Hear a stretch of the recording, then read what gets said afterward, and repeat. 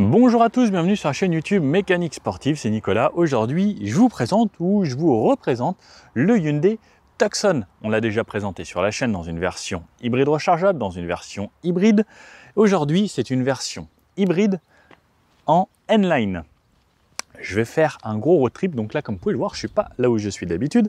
Je vais partir de la région parisienne, donc en gros Paris, pour descendre jusqu'à dans les gorges du Verdon, ensuite aller jusqu'à Montpellier, ensuite aller je ne sais pas trop où encore, mais me faire un road trip d'environ 2000 km, voir réellement ce que ça donne ce Hyundai Tucson, puisque souvent on fait des essais, on est dans notre zone de confort et on ne fait pas de très longs essais. Alors là, j'ai déjà roulé pas mal d'heures, j'en suis déjà quasiment à mon deuxième plein. Ça permet vraiment de se faire une idée des consommations, de faire tout type de route. Donc vous allez voir dans la vidéo, je vais faire de l'autoroute, je vais vous donner les consommations, je vais faire des petites routes, le comportement, etc. Voir ce que ça donne, donc la version hybride. Je vous refais un rapide aperçu de ce qui est disponible sur le Tucson. Je vous représente rapidement l'extérieur, sinon il y a deux autres vidéos où vous pourrez voir plus en détail tout ça. Alors, je reprends la fiche pour ne pas vous dire de bêtises. Il est disponible en essence, en diesel, en hybride et en hybride rechargeable. On aura plusieurs finitions, on a soit la intuitive, soit la créative, soit la exécutive, soit la N-Line qui est celle-ci ou la business pour les professionnels. Donc N-Line, c'est le top du top avec une finition un petit peu plus sportive en plus et ça c'est très sympa. Alors en essence, on aura le choix avec un 150 chevaux avec une micro-hybridation, donc en gros c'est une sorte de gros start and stop assez bien poussé chez Hyundai en plus, en boîte de vitesse soit boîte de vitesse manuelle, soit la DCT7 comme on a aujourd'hui. Ensuite, il y aura une version diesel. Pareil, on aura le choix, soit la boîte manuelle, soit la DCT7, donc l'automatique, donc qui fera 136 chevaux en diesel. Ensuite, on aura 7 hybrides aujourd'hui, donc c'est ce qu'ils appellent HEV. C'est hybride électrique véhicule. Donc une version qui fait 230 chevaux. Comme on pourra le voir, ce sera largement suffisant. À chaque fois, c'est un bloc 1,6 litre. Donc 230 chevaux ici, ou sinon on aura la version plug-in rechargeable, c'est la version donc on va pouvoir recharger directement à la maison avec une prise et qui fera elle 265 chevaux. Au niveau des prix, on commence sur la première version essence à 29 900 € et la version plug-in, donc la plus haute, pas celle-ci, sera aux alentours des 50 000 €. Donc la version hybride rechargeable. Hybride rechargeable, c'est toujours beaucoup plus cher parce qu'on a des batteries beaucoup plus grosses. À titre de comparaison, une version hybride simple, c'est 44 000 €. Une version hybride rechargeable, on est à 50 000. Le prix du modèle essayé aujourd'hui, 45 200 €. On a juste en option cette belle peinture rouge. Au niveau des dimensions du véhicule, on est sur une voiture qui fait 4,50 m de long, 1,86 m de large sur 1,65 m de haut. Au niveau des poids, ça va quand même pas mal varier entre une version simple, une version hybride rechargeable, puisqu'on a soit des batteries, soit pas de batteries, soit beaucoup de batteries. Donc les poids varient énormément. Bon, le Tucson, depuis qu'il est sorti, on en voit de plus en plus sur la route. Je pense que même Hyundai ne s'attendait pas du tout à ce succès-là. C'est hallucinant. J'en vois vraiment partout. Petite chose qui caractérise vraiment ce Tucson, c'est donc ces feux de jour ici, donc qui sont intégrés dans la calandre lorsqu'ils sont éteints. Ça fait miroir, ça fait comme si ça prolongeait la calandre et dès qu'on les allume et dès qu'on démarre la voiture, donc on a des LED partout. On a les feux qui sont ici, donc on verra de nuit, je vous ferai un petit bout de nuit. On a un éclairage d'intersection sur les côtés. Lorsqu'on passe en plein phare, ça éclaire bien et assez loin. Le gros logo Hyundai ici qui se fond bien dans cette version N-Line ici qui est de la même couleur que la calandre. Une caméra ici puisqu'on a les caméras 360 degrés. Maintenant, si vous suivez bien la chaîne, vous connaissez que chez Hyundai, dans les rétros, on a des caméras qui vont nous permettre d'avoir à l'affichage un angle mort qui est affiché sur le tableau de bord. Donc ça, c'est vraiment excellentissime et c'est très sécurisant surtout. Une caméra 360, comme je vous disais, de plutôt bonne qualité. On peut avoir à l'avant, à l'arrière et sur les côtés. Les feux. Ici, donc on a bien sûr du full LED, une version un petit peu différente sur ce N-Line qui amène un côté plus sportif. Donc par exemple, cette partie-là qui est un petit peu différente. Ensuite, on a une lame ici, couleur grise. Alors, c'est pas exactement le même gris, là on a un gris un peu plus clair que juste ici. Et on a 2-3 autres spécificités à bord de cette N-Line. Sur l'avant, on trouvera juste ici les capteurs d'aide à la conduite, puisqu'on a la conduite de niveau 2, ça veut dire que la voiture, elle suit les autres voitures de devant, elle s'adapte à la circulation, et en plus, grâce à la caméra qu'on a juste ici, elle va se centrer dans les voies. Donc, pas besoin de toucher ni aux mains, ni au pied, la voiture conduit toute seule. Et en plus, ce qui est excellentissime, c'est que des fois, pendant plus de 20 secondes, la voiture ne vous demande rien sur autoroute, alors que certaines, au bout de 5 secondes, elles viennent biper. Là, c'est vraiment top de chez top. Des fois, même, ça va plus loin que les 20 secondes. C'est la seule qui me laisse aussi tranquille de toutes les voitures que j'ai essayées avec la conduite autonome de niveau 2. Sur le côté, donc le Tucson, il laisse vraiment pas indifférent, comme on l'avait déjà présenté. Il y a une ligne ici, une ligne un petit peu en dessous, il y a des plis de carrosserie un peu partout. Ici, ici, ici, ici, les arches ici, là, là, ligne là, là, là, là, là. Enfin, c'est vraiment ultra compliqué, mais en même temps, ça amène un style vraiment waouh. Et surtout avec le N-Line, donc on a le petit rappel N-Line juste ici. Je trouve que ça y va super bien. Petit avantage du N-Line, c'est surtout que les arches de roue ici, elles sont peintes et c'est pas juste du plastique. Moi, quand c'est plastique, ok, ça fait un petit peu SUV, mais ça perd quand même son côté un petit peu sympa. Alors que là, le fait que tout soit peint, même les bas de caisse, alors il y a juste cette partie-là qui est en noir et encore, même ça a l'air d'être peint, et ben c'est quand même beaucoup plus sympa hein, que avoir vraiment du plastique tout autour. Je trouve que ça fait un petit peu cheap. Moi. Donc des poignées anti-frigo, lorsqu'on a la clé dans la poche, on peut verrouiller ici. Petit avantage aussi de la clé, c'est qu'il y a un mode, hop, alors, tac, je vous l'amène ici. Alors j'espère que vous allez bien voir. On a un mode pour ouvrir le coffre et on peut avoir en option de quoi démarrer la voiture à distance et la faire avancer et reculer. Donc imaginons qu'elle soit stationnée là. Là j'ai laissé le contact interne, mais si elle est fermée, j'appuie sur Hold, ça démarre la voiture et je peux la faire avancer et reculer à la clé sans qu'il y ait personne à l'intérieur. Ici, la trappe essence, donc comme je vous disais, on a plusieurs choix, essence, diesel, hybride, hybride rechargeable. Spécificité de la version N-Line, c'est qu'on a ces belles jantes ici. Alors ces jantes, franchement, elles ne me laissent pas indifférent. En 19 pouces, 235 de large, mais surtout, elles sont quand même assez waouh quoi. Et sur les côtés, on retrouvera toujours ici, dans les arches de roue, l'air qui s'engouffre à l'avant par le bouclier, qui vient s'extraire un petit peu sur le côté pour avoir un meilleur flux d'air et plus d'aérodynamisme. Sur l'arrière, donc pareil, le Tucson, donc on a cet endroit-là avec un béquet, avec une sorte de petit vortex ici.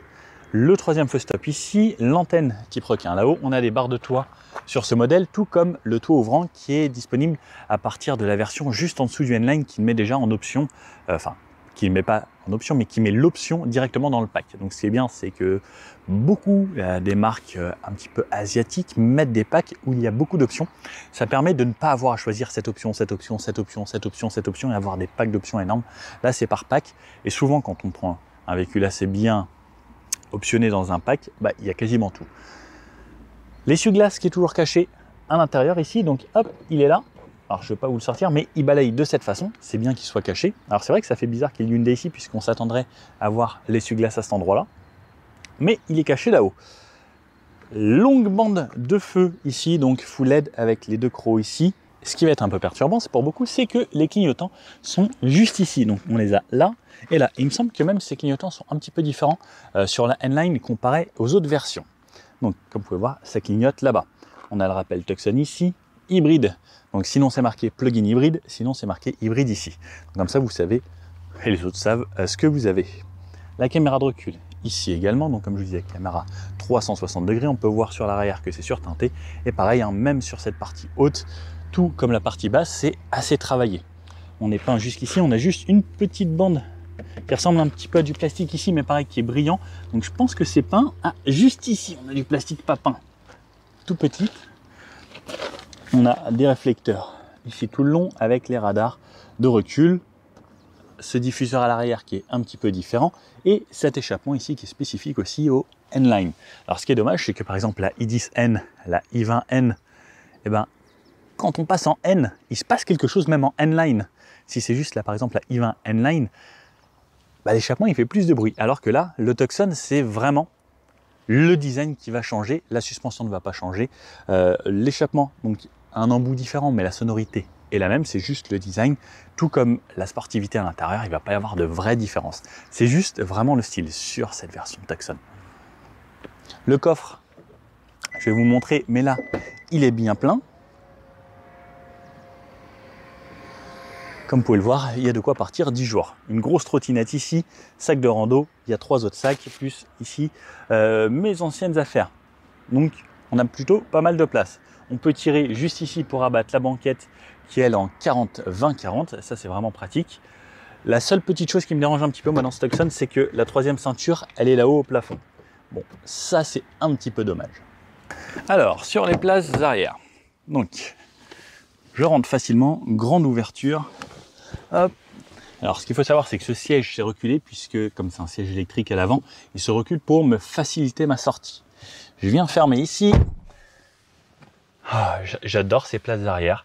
Vraiment, un Tucson, comme je disais, ça peut être un très très bon véhicule pour les VTC, parce qu'il y a énormément de place à l'arrière et les gens se sentent bien facilement. Donc, même là, avec ce siège qui est reculé et je suis en mode conduite relax, c'est les vacances, ben, il me reste encore de la place. L'assise ici est très très longue, alors ça, je l'avais déjà dit, ça permet que ça vienne bien au niveau de mes cuisses et ça repose bien mes jambes. Je remonte ça, pareil, donc là, enfin franchement, c'est tellement bien, c'est idéal. Le dossier, on peut soit l'avoir de très très droit comme ça, à très très incliné comme ça. Et quand on est très très incliné comme ça, vraiment ça donne envie de partir en vacances. Hop, je le remets ici. Donc on a 10 positions d'inclinaison de ce siège-là, tout comme cela. J'ai mon accoudoir avec la languette, ça c'est bien vu. Hop, c'est bien large. Désolé, notre ami World Supercar était en train de m'appeler pour une petite question. Donc je disais qu'on a pas mal d'espace. On a ensuite une clim Trizone ici, 2 ports USB, l'accoudoir ici donc qui se replie. Ce que je disais qu'on était dehors, c'est que la troisième ceinture est là-haut dans le plafond. Alors moi ça m'embête un peu. D'ailleurs je vais la refixer parce que hop, je l'avais pas fait depuis Paris. Je pensais pas revenir à l'arrière et des fois sur les dolans etc. ça bougeait un petit peu. Siège dans cette version N-Line avec des surpiqûres rouges, ça c'est ce qu'on va retrouver dans le N-Line, pareil ici, là. Après on a toujours les rideaux, on a donc ce toit qui est en option soit sur les premières versions, soit qui est directement intégré lorsqu'on a des versions un petit peu plus hautes. Petite chose que j'aime beaucoup, c'est ce petit bouton ici qui me permet sur le côté de pouvoir gérer ce siège avant droit. Alors heureusement qu'on ne peut pas le faire au conducteur. Bon, attention si vous avez des enfants un petit peu joueurs qui veulent embêter maman ou papa qui sera devant ici. Et pareil, donc je peux l'avancer soit juste l'assise, soit directement le dossier et l'incliner. On a des filets juste ici. La troisième place du milieu, donc elle est plutôt confortable. Elle est assez large et assez spacieuse. Les ceintures ici remontent et descendent et la troisième ici est sur une boucle donc elle va pas me gêner au niveau de l'assise. J'ai de la place pour la tête comme sur les côtés, je suis pas trop mal. Il y a un petit tunnel central de ça d'épaisseur environ. Le dossier est assez dur hein, comme de base c'est pas prévu pour que ce soit vraiment une place à temps plein. Des fixations top taser et isofix sur les côtés, on a les lumières et les poignées à cet endroit-là. Et puis voilà, on a quand même quelque chose d'assez spacieux ici. Bon, et je vais venir vous présenter l'avant, donc ma poignée ici avec le petit bouton pour verrouiller le véhicule ou le déverrouiller. Le petit rappel Tucson ici, comme je vous disais, on a des sièges électriques aujourd'hui. Et donc on a du rouge, puisqu'on a une version N-Line et pas parce qu'on a juste l'extérieur rouge. Sur les versions N-Line, on aura du rouge à chaque fois. Donc on a des beaux sièges. Plutôt enveloppant, donc comme vous pouvez le voir ici, ça remonte. Là ici, ça remonte vraiment bien au niveau du dossier. Alors pas tant que ça au niveau de l'assise, mais surtout à cet endroit-là. Et on a cette finition ici N. Alors pour les personnes très très grandes, attention à ça, puisque donc là, c'est une partie dure en plastique. Ça va peut-être venir vous toucher dans le dos. Ça, ce serait mon petit reproche ici. Et la vue de cette façon, donc avec ce beau toit panoramique. Donc je rentre ici, je viens chercher ma porte. Donc une portière comme à l'avant bien finie, c'est moussé, des plastiques totalement différents un peu partout, du tissu, une sorte de cuir, du laqué, des très très belles finitions. Enfin moi je trouve ça très agréable. Et à l'arrière, comme vous pouvez le voir, c'est exactement la même chose. Donc ils n'ont pas lésiné là-dessus. La mémorisation des sièges sur 2 positions. Et ce que j'aime beaucoup, c'est regarder cette barre ici, elle fait le long, hop, elle vient s'intégrer là, ça revient là, ça fait une sorte de tour. Ensuite ça repart là. Et ensuite, on se dit que ça revient là et ça repart là-bas. Alors, j'aime beaucoup cette partie-là des aérateurs. Ici, petite touche aussi, donc spécifique au N-Line, c'est on a du rouge ici également sur du tissu. Pareil, on a du tissu ici qui fait le long. C'est très très sympathique. Le siège s'est avancé puisque j'ai refermé ma portière. Alors hop, je vais mémoriser. Hop, ah non, c'est pas ça du tout que je voulais faire. Hop, alors je me recule un petit peu. Alors l'intérieur est très sale, je suis désolé puisque je ne l'ai pas nettoyé. Les fenêtres ici, donc avec le réglage des fenêtres, verrouillage, les rétros. Ici, pour ouvrir le coffre, désactiver le SP et reset la batterie 12 volts. Régler en hauteur les feux, pédalier en alu puisqu'on est sur une version N-Line. Pareil, on a les tapis N-Line ici. Le volant, lui, est réglable en hauteur ici et en profondeur. On a pas mal d'amplitude de réglage. Moi, j'aime bien conduire avec le volant assez haut. Sur la gauche ici, ce sera tout ce qui sera pour le multimédia, la commande vocale, les modes. On peut personnaliser ce bouton. On peut personnaliser la touche étoile ici pleine, décrocher au téléphone, le volume et changer de musique. Ici, le logo avec le klaxon. Et sur la droite, ce sera pour faire défiler ce qui est sur le menu là-bas. Je vous le démarre. Hop. Donc, on a notre petite animation. Alors, ça sonne toujours plusieurs fois comme ça. Prêt pour la conduite. À gauche, compteur de vitesse. À droite, compte tour. Ça peut changer si je passe en sport et on a plusieurs affichages différents. Je vous ferai une vidéo spécifique sur les écrans de ce Hyundai. Derrière le volant, on a des palettes qui vont servir seulement à la boîte de vitesse. On ne peut pas gérer la récupération d'énergie. Ça, c'est peut-être un petit peu dommage, mais encore, on n'a pas une version hybride rechargeable. Ensuite, ici, on a un mode avec les feux. On a bien sûr un mode automatique. De nuit, lorsque je serai en mode auto et que je bascule vers l'avant, ça me passera en mode feu auto, comme vous pouvez le voir ici. Et j'ai juste à l'enlever de cette façon. Auto, pas auto. Et appel de phare, toujours de cette façon. Clignotant également. Et donc, ça, c'est ce dont je vous parlais. L'affichage des angles morts ici. Ça, c'est vraiment un très gros plus que lorsque vous êtes en train de conduire. Hop. Vous voyez, c'est plutôt réactif et ça va vous dire, en même temps, ça va sonner s'il y a quelqu'un dans votre angle mort. Sur la droite, ce sera les essuie-glaces. Et puis voilà, on a quand même des belles pièces, des Komodo qui sont bien finies. Surpiqûre sur le volant, en rouge ici, N-Line, donc parce que c'est du N-Line. Ensuite, on a cet écran ici, donc écran tactile, donc avec tous les menus. Comme je vous dis, je vous ferai une vidéo spécialement dédiée si vous voulez en savoir plus sur ça, et ça, tous les réglages possibles. Ensuite, on a la climatisation ici. Alors, ce que j'aime beaucoup chez Hyundai, c'est qu'on peut mettre driver only, c'est-à-dire je peux me climatiser que moi. Si par exemple, j'ai pas besoin de climatiser tout l'habitacle de la voiture pour faire des économies. La clim, il y a des modes auto doucement, auto très fort. Et ensuite, je peux régler ici directement plus ou moins fort. Ou est-ce que je vais être ventilé un petit peu partout par exemple et synchroniser puisqu'on a du bizone à l'avant ou du trizone dans toute la voiture. Ici, on a toutes les touches pour la multimédia, le volume et des raccourcis pour changer de radio, un raccourci à la navigation juste ici avec la carte, etc. Donc voilà, cet écran est plutôt pas mal. Alors petit reproche qu'on pourrait lui faire, c'est qu'il est peut-être placé un petit peu bas, ça nous oblige juste à baisser un petit peu le regard lorsqu'on est en train de conduire. Un petit peu plus haut, ça aurait été parfait. Sinon l'écran, celui-ci et celui-ci, c'est le même, sauf que celui-ci est tactile. Un peu plus bas, on a la prise USB ici, on a une prise 12 volts là, le chargeur par induction en option, un deuxième port USB, ici on pose son téléphone, et on a l'induction. Siège chauffant et ventilé sur 3 positions pour moi et pour mon passager. À l'arrière également, on a les sièges chauffants pour les passagers. Drive mode ici, je sélectionne sport ou éco. La boîte de vitesse, drive, neutre, reculé et parking. Le frein de stationnement, donc le frein de parking ou frein à main, et le auto hold, bien pratique en ville. Porte-gobelet et le rangement. Ici assez profond, on peut mettre au moins 4 bouteilles, les petites bouteilles 50 centilitres, ça c'est pratique. Le bouton dont je vous parlais tout à l'heure, donc pour pouvoir incliner ou autre. Le siège, donc le siège passager avec mes petites tuiles aux amandes, c'est très bon ça. La casquette parce que c'est l'été. Et voici une vue un petit peu plus globale. Là-haut, j'ai mon rétroviseur. Si je veux que ça s'allume lorsque j'ouvre les portes ou autre, et ma touche SOS juste ici. Là, j'ai ça. Alors, ce que j'adore, c'est regarder la taille de ce miroir. Ça coûte rien à mon avis, de mettre un grand miroir, mais c'est tellement mieux. Hop, de quoi porter les cartes. Et j'allume moi-même ici. Et on a ça également lorsqu'on va venir le mettre sur le côté si on veut que ça vienne vraiment jusqu'au bout. Et donc ce grand toit ouvrant ici, donc la partie avant est ouvrante. Et voilà ce que ça donne sur l'arrière. Bon allez, on va l'essayer, on va faire ce grand tour, cette grande vadrouille, et ensuite je vous fais un petit débrief. Bon allez, c'est parti pour ce gros road trip. Là je pars de la région parisienne, il est 8 h du matin, j'arrive à 16 h, j'ai 740 km à faire.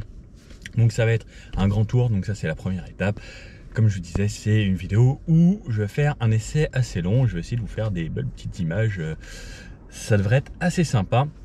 Autour de la France, Paris, Gorge du Verdon, Montpellier, Biarritz et retour, je ne sais pas encore par où. Ce sera totalement improvisé. Donc, drive, hop. J'ai toujours mes petites caméras là ici à l'intérieur. Alors ça j'adore. Je peux voir là et j'ai mon rétro plus ça. Impeccable. Donc la version hybride, comme je vous disais, on en a essayé plusieurs, des Tucson sur la chaîne. Cette fois-ci en version N-Line. Donc N-Line, c'est surtout le style qui va jouer, les sièges, l'intérieur, quelques petites touches N. Et l'extérieur aussi qui est un petit peu plus joli, je trouve. On laisse passer les dodanes. On a une voiture quand même assez confort. Ça, c'est ce que j'aime avec le Hyundai, c'est que c'est confort. J'ai un intérieur qui est agréable. Il y a tout ce qu'il faut. C'est pas mal de boutons. Alors moi j'aime bien qu'il y ait plein de boutons. En gros que chaque bouton ait sa fonction. C'est vrai qu'il y a pas mal de choses. La petite chose que j'avais reproché, c'était que ça c'était un petit peu loin. J'aurais bien aimé qu'il vienne un peu plus sur l'avant. Mais sinon, on a une bonne auto. À ne pas oublier pour pouvoir en profiter. Non, peut-être pas le toit ouvrant. J'ai appuyé un petit peu trop. Bon, pourquoi pas pour la ville dès le matin à la fraîche. On va le laisser fermer. Et voilà. Hop. Non, ça referme à chaque fois le Vélum. Je veux juste laisser ça. Bon. Comme vous l'entendez, là, 50 km/h. Là en plus je suis en mode électrique, donc l'hybride ça va un coup être en électrique, un coup en thermique, un coup en électrique, un coup en thermique. En fait avec le mode électrique on va pas pouvoir déjà le sélectionner, le mode full élec. C'est la voiture qui va gérer elle toute seule. Donc là par exemple je suis en électrique. Même si ça monte un petit peu, en ville il va y avoir une grosse priorité électrique. Chose à savoir, c'est qu'il n'y a pas de pompe à chaleur, donc la voiture va forcément démarrer le moteur thermique si vous avez besoin de chauffage, mais ensuite il va y avoir des petites alternances quand même électriques ou pas, contrairement à la version qui est PHEV qui elle va devoir forcément démarrer le moteur thermique parce que sinon s'il reste éteint longtemps, il n'y a plus de chaleur qui rentre dans la voiture. Agréable, à chaque fois que je suis à l'arrêt c'est de l'élec. Là je repars, le moteur vient de redémarrer parce que j'ai sollicité un petit peu plus la pédale. On entend, il peut monter assez vite dans les tours. On a quand même plus de 200 chevaux. Ça c'est agréable d'avoir de la puissance. Et ensuite il repasse en électrique dès qu'on sollicite un petit peu moins. Chaque freinage ça va régénérer un petit peu d'électricité. Alors on peut pas gérer la régénération avec les palettes. Les palettes ça sert juste à passer les rapports si on se met en mode sport. Mais en gros il y a une légère récupération tout le temps. Et ensuite c'est à moi de freiner. Et à l'arrêt il n'y a plus un bruit. Et ce qui est bien, c'est que j'ai mon auto hold. Par contre, il faut le réactiver à chaque fois. Et ça me permet de ne pas avoir à freiner lorsque je suis à un feu. Ensuite, il y a bien sûr toutes les aides à la conduite ici. J'ai juste à activer ça. Hop, je le règle. Je lui dis que c'est 50.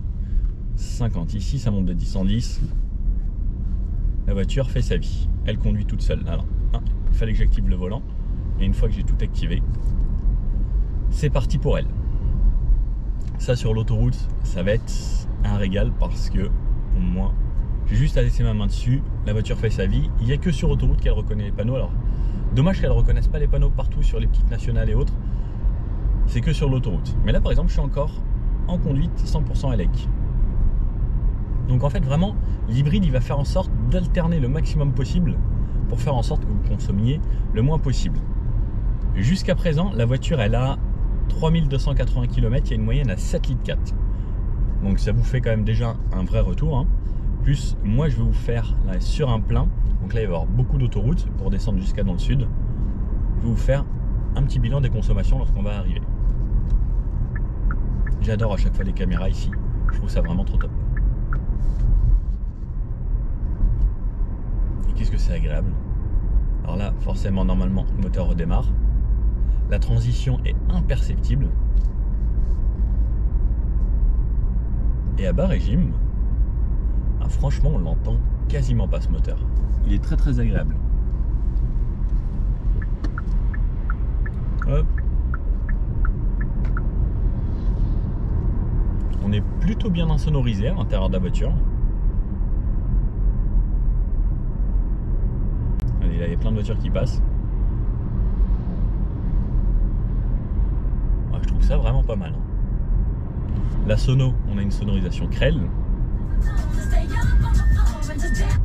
Bon, droits musicaux et tout ça, on n'a pas le droit de remettre sur YouTube. Mais la sono Krell est vraiment de très très bonne qualité. Rien à dire dessus. Les sièges, on est bien maintenu. Petite chose que je pourrais dire, alors je sais pas si vous voyez là, mais ça, cette partie plastique, des fois quand je m'étire un peu comme ça, et ben dans le haut du dos, je la sens. J'avoue que ça, c'est un petit peu dommage. C'est très dommage parce que c'est très joli, mais ça peut être un poil gênant.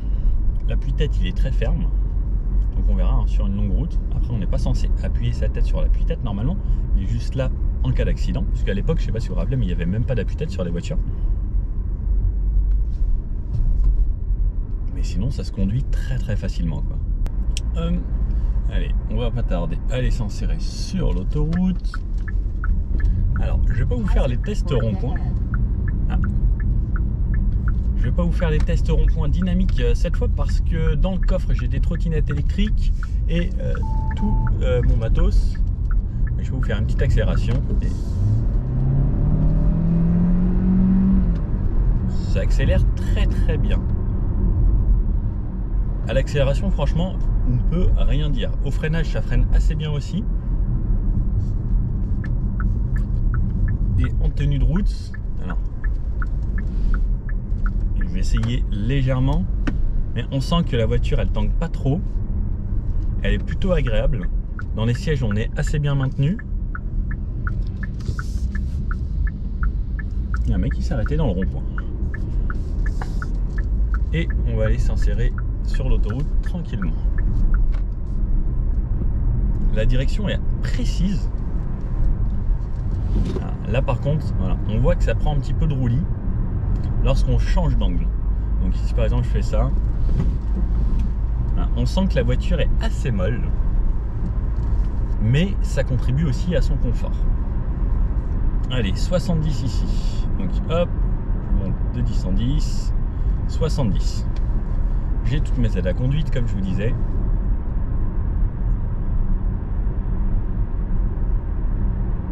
Cette voiture ne fait pas un bruit. La seule voiture que j'entends, c'est ce qu'il y a sur l'autoroute là-bas.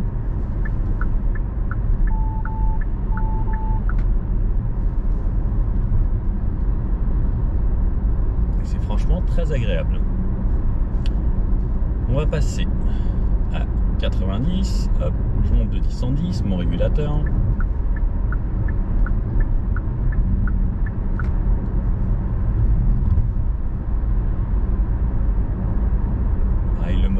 Ultra discret.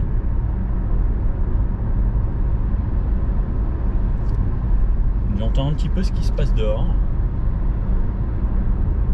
J'adore ça quand les gouttes elles filent sur le toit. J'ai très peu de bruit de roulement. En fait, j'ai plutôt le bruit de tout ce qui m'environne là. Légèrement, c'est pas méchant du tout. Et c'est assez agréable. Alors par contre, lorsque vous allez être sur des routes à haute vitesse comme ça, le mode électrique va très rarement s'activer. Donc là, on va vraiment rouler en mode thermique quasiment, sauf dans les phases de freinage. Par exemple, là, ça va sûrement ralentir un petit peu. Hop, là, ça ralentit. Et là, la voiture, elle passe en électrique. Donc à chaque fois qu'il va y avoir une phase de freinage, le moteur va se couper, ça va régénérer un petit peu de batterie. Et ensuite, dès que ça réaccélère, il va essayer de renvoyer ce qu'il vient de récupérer. Mais à haute vitesse, concrètement, la batterie, elle est quasiment pas utilisée, sauf quand vous allez être en descente, par exemple à la montagne. Chaque fois que vous allez redescendre un petit peu, ça va régénérer. Et ensuite, vous allez reprendre un petit peu de cette batterie pour lorsque vous allez remonter. Mais c'est pas fait surtout pour l'autoroute. Et là, voilà, je viens d'arriver sur l'autoroute et là, j'ai HDA Auto. Donc ça veut dire que cette fois-ci, maintenant, comme je suis sur autoroute, il va me lire les panneaux automatiquement. Donc ça veut dire qu'à chaque fois, il va pouvoir passer de 110 à 130, 130 à 110, ou s'il y a des travaux sur l'autoroute, il va me lire les panneaux. Donc ça, c'est plutôt cool. Bon, allez, là, je vais aller m'insérer, parce que ça se traîne un peu devant, avec pied plancher. Ça met un petit peu de temps à comprendre la boîte de vitesse. Ensuite, ça relance vraiment bien. Donc là, hop, je lui dis OK, HDA Auto, et 110. Donc je roulais aux limitations partout. Donc là comme c'est 110, 110 j'y suis allé. Tout est passé en vert et maintenant c'est à dire que voilà, la voiture va vraiment faire d'elle-même. 110 km/h.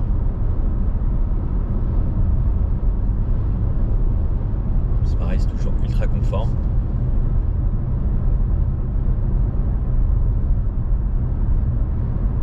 On commence très légèrement à entendre du bruit du vent, un petit. Mais ça reste hyper bien insonorisé toujours. Et j'aime bien quand tout est vert parce que là ça veut dire que voilà, je peux être tranquille, j'ai juste à poser ma main là. En fait, tant que le volant sent qu'il y a une petite pression, c'est cool. Alors dommage qu'il ne soit pas capacitif ce volant, ça aurait été parfait. Hop, et quand je double, alors ça j'adore, hein, vraiment la caméra ici c'est un vrai gage de sécurité en plus.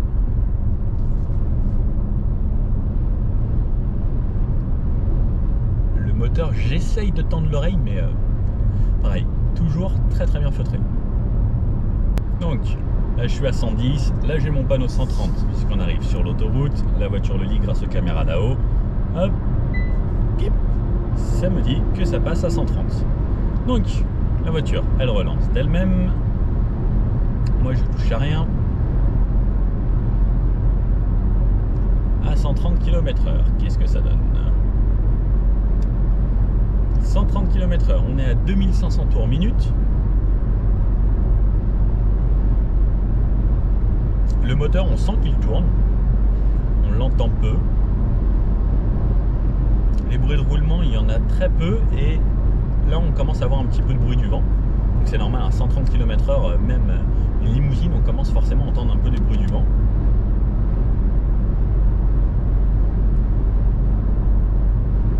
Ah, c'est plutôt agréable.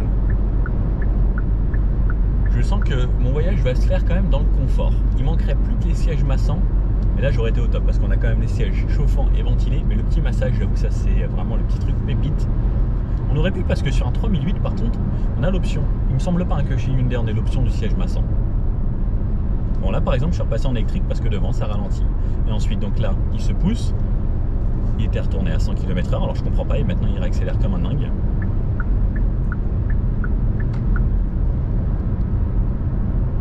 Et ça relance tranquillement. Voilà. Le voyage devrait bien se passer. Bon, je vous reprends tout à l'heure. Enfin pour vous c'est bientôt tout de suite sur une petite route de campagne. Bon, il y a plusieurs modes, le mode sport et on va pouvoir tester un 0 à 100. Vous voyez, ça marche un petit peu, c'est plutôt pas mal. On arrive à 100, 110, 120, 130. C'est plutôt pas mal, hein. Ça se traîne pas on va dire. Qui dit grande ville redit bouchon, hein. C'était bien sur l'autoroute. Donc ma moyenne 451 km, là je suis arrivé à Lyon, 451 km, 7 litres 1 de moyenne. Alors, sur tout le départ, il était tôt ce matin, en partant de Paris jusqu'à un peu plus d'Orléans, j'étais à 7 litres 8, 7 litres 9 en moyenne en étant à 130 tout le long. Et ensuite il y a eu des petits ralentissements, il y a eu des petits bouts 110, donc sur 451 km, j'en suis à 7 litres 1. En partant depuis ce matin, en mettant depuis le dernier plein, là il me reste un quart du plein, donc je vais quand même aller refaire de l'essence, parce que sur l'autoroute c'est beaucoup plus cher. Un quart du plein, j'ai fait 500 km avec une moyenne à 7 litres sur 500 km. Voilà. Bon. On continue la route, il me reste encore 350 km pour arriver vers Valençol, aller voir les beaux champs de lavande. Peut-être qu'on est peut-être un petit peu tôt encore dans la saison, mais aller voir le lac de Sainte-Croix et tout, ça devrait être très sympa. Bon, j'ai aucune idée de vers où je suis, mais c'est très joli toutes ces petites routes de campagne, surtout entre les montagnes. Oh, un Tucson, l'ancien. Le nouveau est quand même vraiment plus cool. Bon, là j'ai fait pas mal de routes à 110, moyenne de 6 litres 6. Je viens d'arriver sur ces petites routes de campagne. Et ces petites routes ici, c'est déjà bien plus sympa.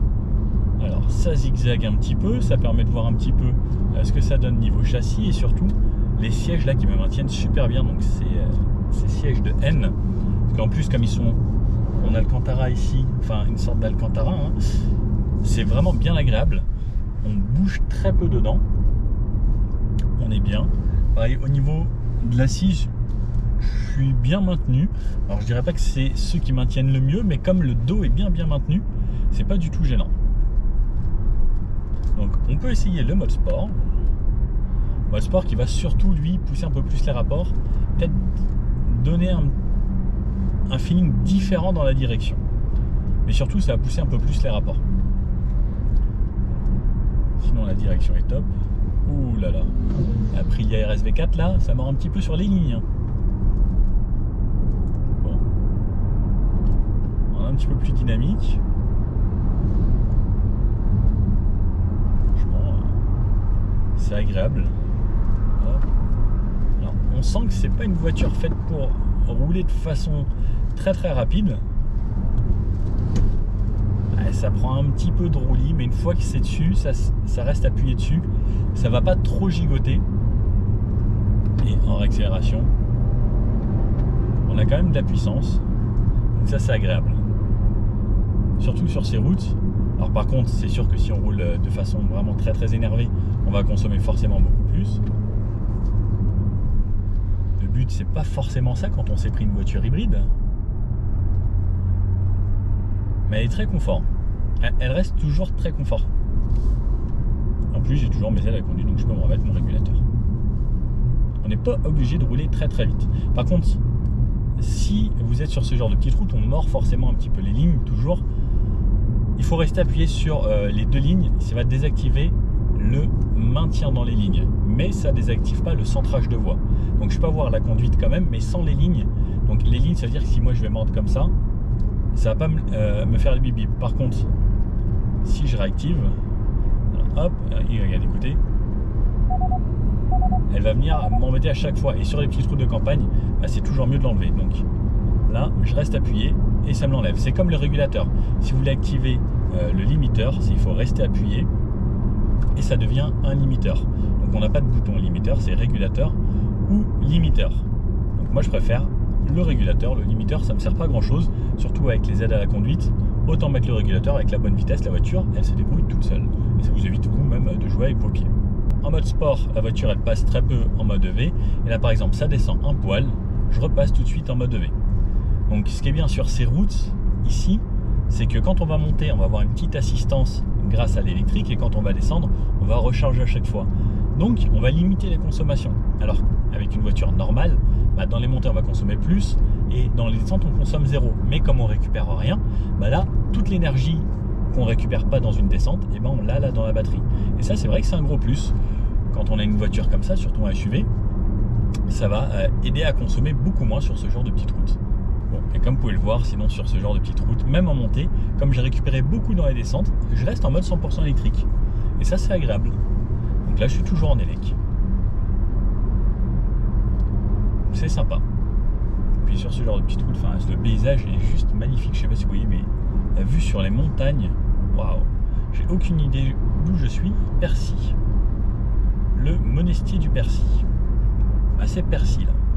En tout cas, c'est très joli. J'adorerais pouvoir habiter ici. Alors, je ferais pas grand chose et aller chercher les voitures au Parc Presse à Paris serait peut-être un petit peu compliqué.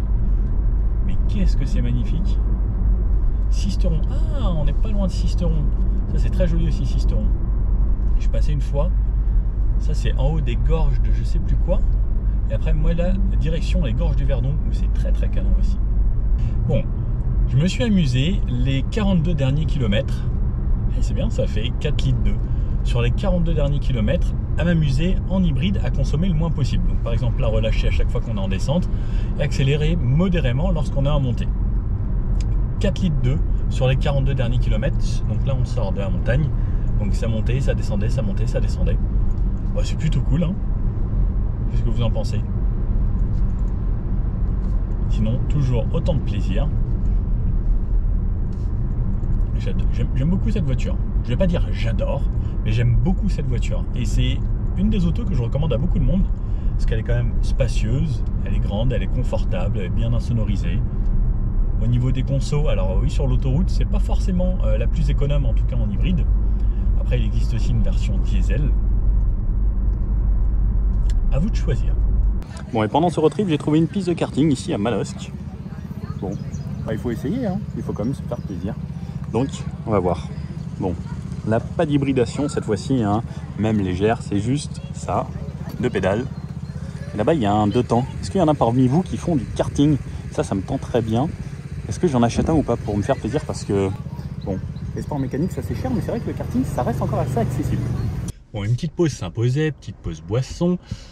Depuis tout à l'heure, j'ai continué mon petit jeu, 55 km et j'en suis arrivé à 3,8 litres. Donc en vrai, on arrive à faire des consommations assez records avec cette voiture.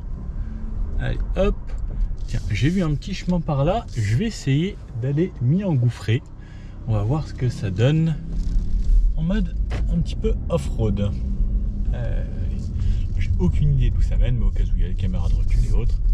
Alors là, c'est chez quelqu'un. Ouh, là, c'est pas mal dégradé. C'est vraiment tout terrain. Hein. Bon, ça se dit SUV, alors moi j'essaye. Bon, il est vrai que ça reste toujours confort.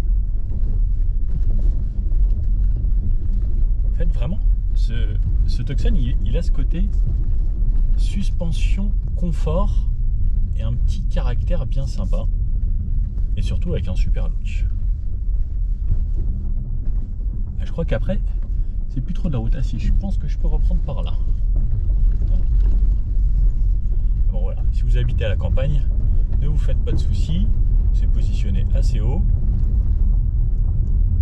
Et puis enfin, même sur un chemin comme ça, c'est hyper confort. Regardez, je bouge même pas moi. Et puis même si je roule un petit peu plus vite, là je suis à 40.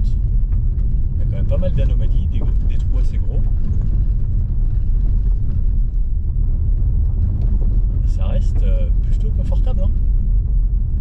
Pas grand chose à lui dire. Hein. Ah, je regrette de ne pas avoir pris mon vélo. J'ai pris qu'une trottinette électrique. Je sais pas si vous savez, j'essaye aussi les trottinettes électriques sur la chaîne. Et en ce moment, sur mon Instagram, je fais gagner une trottinette électrique d'une valeur de 650 €. Donc voilà.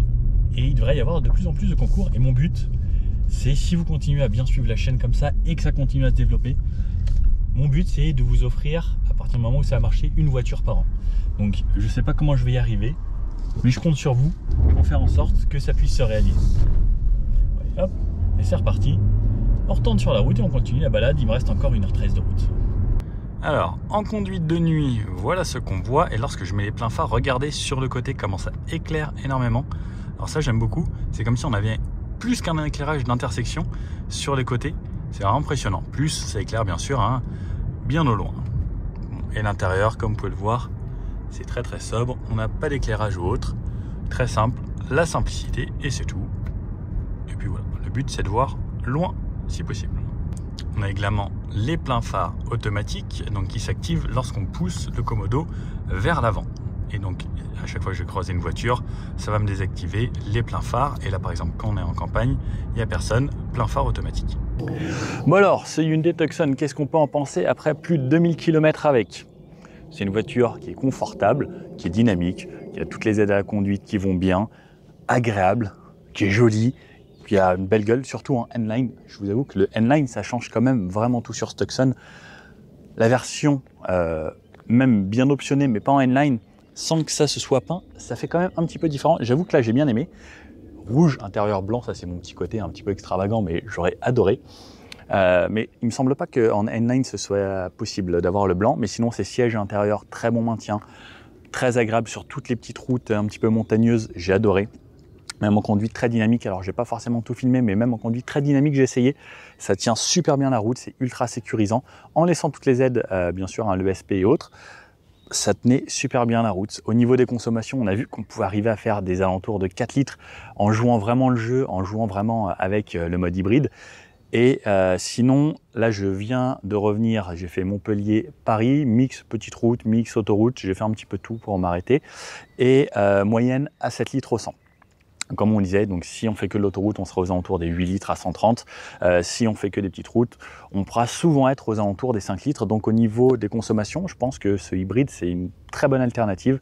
Le hybride rechargeable, c'est top si vous faites vraiment que de la ville, si vous faites des petites routes et autres.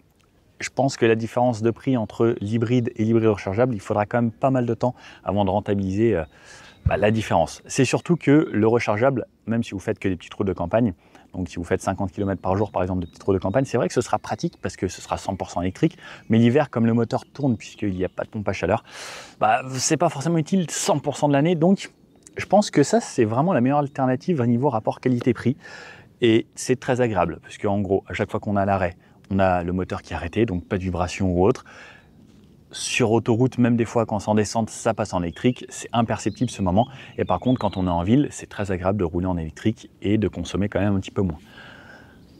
Bon voilà, bon bilan. Comme je l'avais dit, dès le premier Tucson que j'avais essayé dans cette nouvelle version, c'est une voiture que je recommande et j'aime beaucoup cette voiture et j'ai vraiment pas changé d'avis. Après, c'est plus de 2000 km, très agréable et voilà, il y a quasiment tout ce qu'il faut dedans. Le confort, le dynamisme, plus de 200 chevaux, ça amène un bon répondant. Donc voilà, pour moi, il y a quasiment que du positif. Petite chose négative pour moi, c'était sur le siège, la partie plastique qui me touchait un petit peu là lorsque je m'étirais ou je me mettais vraiment bien dans le dossier. C'est la petite chose. Sinon, à part ça, franchement, j'aurais pas grand chose à lui dire, hein. Qu'est-ce que vous lui reprocheriez à ce Tucson? Puisque j'avoue que, si peut-être la coudoir qui n'est pas assez avancée. Voilà, sur beaucoup de routes, j'aurais bien aimé un petit peu plus avancé pour que ce soit bien au niveau de mon coude. Bon, j'espère que cette vidéo vous a plu. Si oui, n'hésitez pas comme d'habitude à mettre un petit pouce bleu, à mettre dans les commentaires ce qui vous a plu ou pas. Et je vous dis à bientôt pour une prochaine vidéo. Allez, ciao!